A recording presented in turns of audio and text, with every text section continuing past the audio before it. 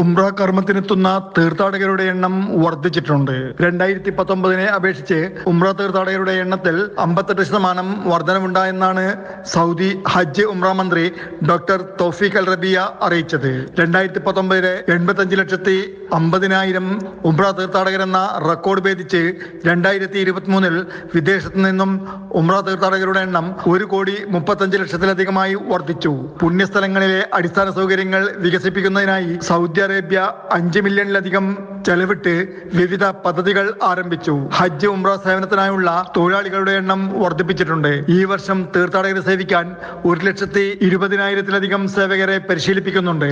തീർത്ഥാടകർക്കിടയിൽ അവബോധം ഉയർത്തുന്നതിനും ശ്രമിക്കും. ബോധവൽക്കരണ കേന്ദ്രം സ്ഥാപിക്കുകയും ചെയ്യും. ജിദ്ദയിൽ നടക്കുന്ന വാർഷിക ഹജ്ജ് ഉംറ സേവന സമ്മേളനത്തിലാണ് മന്ത്രി ഇത് സംബന്ധമായി വെളിപ്പെടുത്തിയത്. സമ്മേളനത്തിൽ പങ്കെടുക്കുന്ന ഓരോ രാജ്യവുമായും ഹജ്ജ് കരാറിൽ ഒപ്പുവെക്കുന്നുമുണ്ട്. Jafar Ali Palakkot, Mathrubhumi news, Jeddah.